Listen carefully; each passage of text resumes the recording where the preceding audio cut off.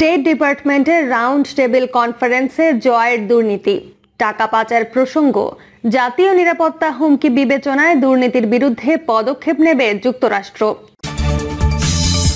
এরপর জানাবো ডলার স্বল্পতায় ৩ সংকট বাড়ছে বাংলাদেশে। এবং সর্বশেষ জানাবো ভোটে যাওয়া আরো ৪ নেতাকে বহিষ্কার করল বিএনপি। এতক্ষণ শুনছিলেন সংবাদ শিরোনাম, এবার বিস্তারিত। স্টেট ডিপার্টমেন্টের রাউন্ড টেবিল কনফারেন্সে জয়ের দুর্নীতি, টাকা পাচার প্রসঙ্গ, জাতীয় নিরাপত্তা হুমকি বিবেচনায় দুর্নীতির বিরুদ্ধে পদক্ষেপ নেবে যুক্তরাষ্ট্র। দুর্নীতি মোকাবেলায় যুক্তরাষ্ট্রের হাতে বিভিন্ন রকমের হাতিয়ার রয়েছে। যুক্তরাষ্ট্র তার প্রয়োজন অনুসারে সে সকল হাতিয়ার ব্যবহার করবে। যুক্তরাষ্ট্রের স্টেট ডিপার্টমেন্টে বাংলাদেশে সরকারের শীর্ষ কর্মকর্তাদের দুর্নীতি এবং বিদেশে টাকা পাচার প্রসঙ্গে করা প্রশ্নের জবাবে এই মন্তব্য করেন স্টেট ডিপার্টমেন্টের বৈশ্বিক দুর্নীতি দমন বিভাগের সমন্বয়ক রিচার্ড নেফিউ। তিনি বলেন, আন্তর্জাতিক সম্প্রদায় কিংবা যুক্তরাষ্ট্রের জন্য দুর্নীতির ঝুঁকি মোকাবেলায় জবাবদিহিতা নিশ্চিত হওয়ার হাতিয়ার আমাদের হাতে রয়েছে। তিনি বলেন, প্রেসিডেন্টের দায়িত্ব গ্রহণ এবং জাতীয় কৌশল নির্ধারণ, এই দুই সময়ে প্রেসিডেন্ট জো বাইডেন এই বিষয়টি স্পষ্ট করে বলেছেন যে দুর্নীতি প্রতিরোধের বিষয়টি আমাদের জাতীয় নিরাপত্তার জন্য অগ্রাধিকার। তাই জাতীয় নিরাপত্তার ঝুঁকি মোকাবেলায় পদক্ষেপ নেবে যুক্তরাষ্ট্র এবং লক্ষ্যে আমাদের সকল চেষ্টা অব্যাহত।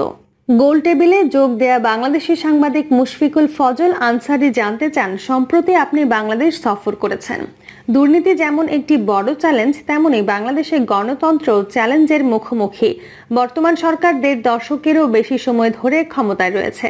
এই সময়ে দেশ থেকে $৬২ বিলিয়ন বিদেশে পাচার করা হয়েছে মর্মে বিভিন্ন রিপোর্টে উঠে এসেছে। এই বিষয়ে আপনারা কি ধরনের ব্যবস্থা নিচ্ছেন জানতে চাচ্ছিলাম। আপনি জানেন যে সর্বস্তরের দুর্নীতি একটি বড় চ্যালেঞ্জ এবং ক্ষমতাসীন প্রধানমন্ত্রীর ছেলের বিরুদ্ধেও অবৈধ দুর্নীতির সঙ্গে জড়িয়ে পড়ার অভিযোগ রয়েছে। আর এই দুর্নীতি থেকে নিজেকে বাঁচাতে কূটনৈতিক সুরক্ষাকে ঢাল হিসেবে ব্যবহার করছেন বলে জানা যায়।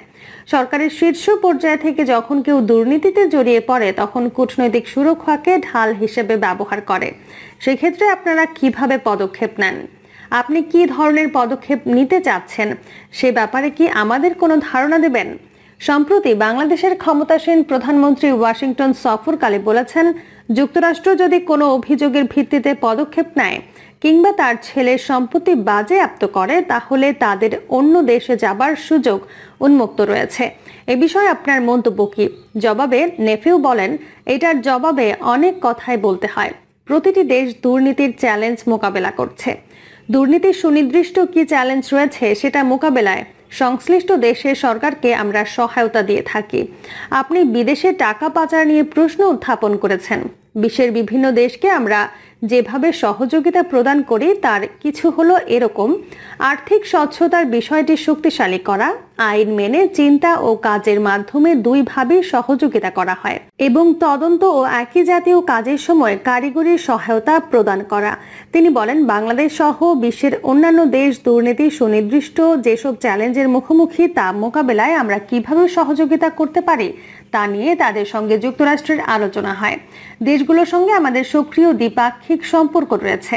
নেফিউ আরো বলেন, আপনি সুনির্দিষ্ট যে বিষয়ে কথা বলেছেন আমি ঠিক সেই সুনির্দিষ্ট বিষয়ে কথা বলতে যাচ্ছি না।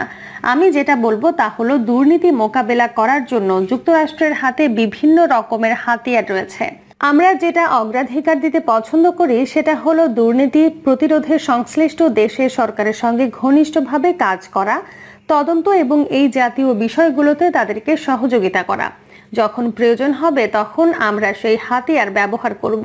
কিছু ক্ষেত্রে সেখানে আমরা দেখি যে সেখানকার দুর্নীতি আন্তর্জাতিক গোষ্ঠী কিংবা যুক্তরাষ্ট্রের জাতীয় নিরাপত্তার জন্য ঝুঁকি হয়ে দাঁড়াতে পারে। সেক্ষেত্রে জবাবদিহিতায় নিয়ে আসার জন্য হাতিয়ার আমাদের হাতে রয়েছে। তিনি বলেন, প্রকৃতপক্ষে যেটা বলতে চাই তা হলো কিছু কিছু জায়গায় দুর্নীতি যখন সংকটের ইস্যু হয়ে দাঁড়ায় এবং এই বিষয়টিতে আমরা নিশ্চিত হতে পারি, ঠিক সেই ক্ষেত্রে যুক্তরাষ্ট্রের আইন আমাদেরকে এইসব হাতিয়ার ব্যবহারের সুযোগ দেয়। যেহেতু আমরা দুর্নীতির চ্যালেঞ্জগুলো কিভাবে মোকাবেলা করা যায় তা নিয়ে কাজ করছি, তাই আমাদের জানার সুযোগ রয়েছে কিভাবে বিভিন্ন পন্থায় আমরা তা মোকাবেলা করতে পারি। নেফিউ বলেন, দুর্নীতি মোকাবেলার ১ নম্বর হাতিয়ার হলো তা প্রতিরোধ করা। কিন্তু জবাবদিহিতার গুরুত্বপূর্ণ যে সকল কার্যপদ্ধতি রয়েছে এবং United Nations convention against corruption এই বিষয়গুলো মেনে চলতে উৎসাহিত করলেও আমরা এগুলো নিয়ে ভীত নই।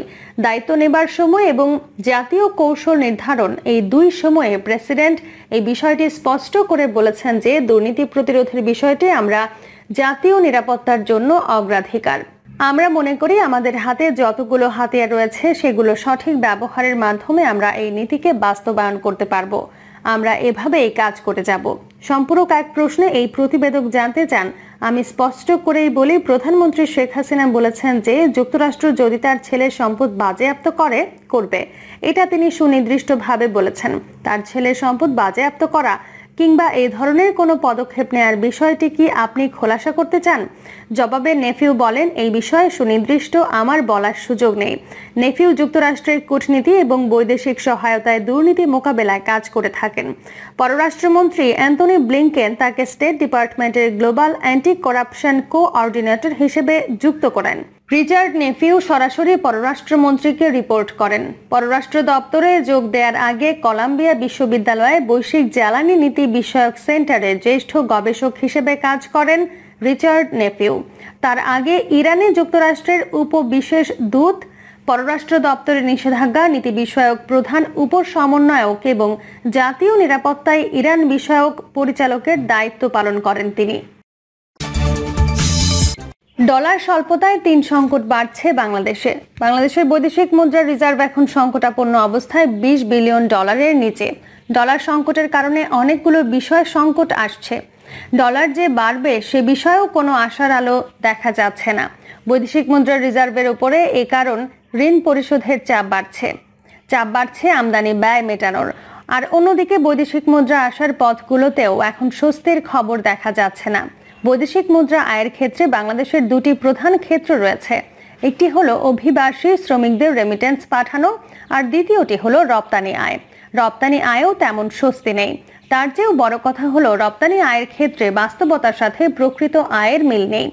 আবার বৈদেশিক মুদ্রার রিজার্ভের ক্ষেত্রেও যে পরিমাণ শ্রমিক বিদেশে গেছেন সেই হারে বৈদেশিক মুদ্রা বা রেমিটেন্স আসছে না।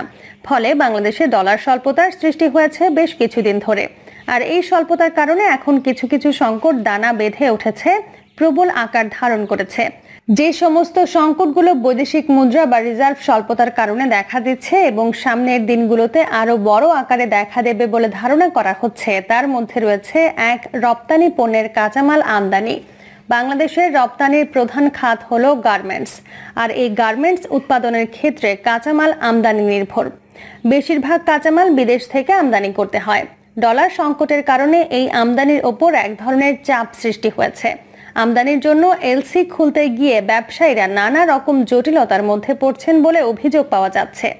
২, জ্বালানি সংকট। রপ্তানি আয়ে উৎপাদন অব্যাহত রাখার জন্য প্রয়োজন হলো পর্যাপ্ত জ্বালানি, কিন্তু এই জ্বালানির সংকট এখন বেশ বড়ভাবেই দেখা দিচ্ছে এবং জ্বালানি সংকটের কেবল রপ্তানি ব্যাহত হচ্ছে এমনটি নয়। জ্বালানি সংকটের কারণে এখন বাংলাদেশে বিদ্যুৎ উৎপাদন ব্যাহত হচ্ছে এবং জনজীবনে এক দুর্ভোগ সৃষ্টি হচ্ছে। সামনের দিনগুলোতে বিদ্যুতের সংকট আরও বাড়বে বলে ধারণা করা হচ্ছে।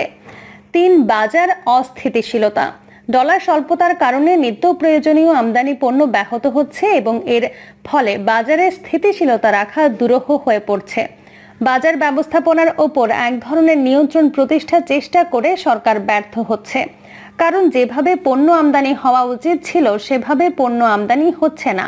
এই সমস্ত বাস্তবতার কারণে বাংলাদেশে এখন অর্থনীতিতে একটি সংকট কাল চলছে বলে মনে করা হচ্ছে। বাংলাদেশ ব্যাংক ডলার সংকট নিরসনের জন্য নানা রকম পদক্ষেপ নিয়েছিল, কিন্তু সে সমস্ত পদক্ষেপগুলো কোনোটাই এখন পর্যন্ত বাস্তবে আলোর মুখ দেখেনি বা কার্যকর হয়নি। ভোটে যাওয়া আরো 4 নেতাকে বহিষ্কার করল বিএনপি। দলীয় সিদ্ধান্ত অমান্য করে উপজেলা পরিষদ নির্বাচনে অংশ নেয় তৃণমূলের আরো 4 নেতাকে বহিষ্কার করেছে বিএনপি। এই নেতারা আসন্ন প্রথম ধাপের উপজেলা পরিষদ নির্বাচনে প্রার্থী হয়েছেন। এতে বলা হয়, দলীয় সিদ্ধান্ত অমান্য করে ঢাকা জেলার কেরানীগঞ্জ মডেল থানা বিএনপির সহ সভাপতি মোসাদ সাবিরা বেগম, সুনামগঞ্জ জেলার শাল্লা উপজেলা বিএনপির যুগ্ম সম্পাদক হাজিরুল ইসলাম আজহার, স্বেচ্ছাসেবক দলের আহ্বায়ক আব্দুল মজিদ এবং যুবদলের সদস্য সাইফুর রহমানকে উপজেলা পরিষদ চেয়ারম্যান পদে প্রতিদ্বন্দ্বিতা করার জন্য দলীয় গঠনতন্ত্র মোতাবেক বাংলাদেশ জাতীয়তাবাদী দল বিএনপির প্রাথমিক সদস্য পদ সহ সকল পর্যায়ের পদ থেকে বহিষ্কার করা হয়েছে। প্রিয় দর্শক, এই ছিল এখনকার সর্বশেষ সংবাদ। আপডেট সব সংবাদ পেতে চ্যানেলটি সাবস্ক্রাইব করে বেল আইকনটি ক্লিক করে রাখুন।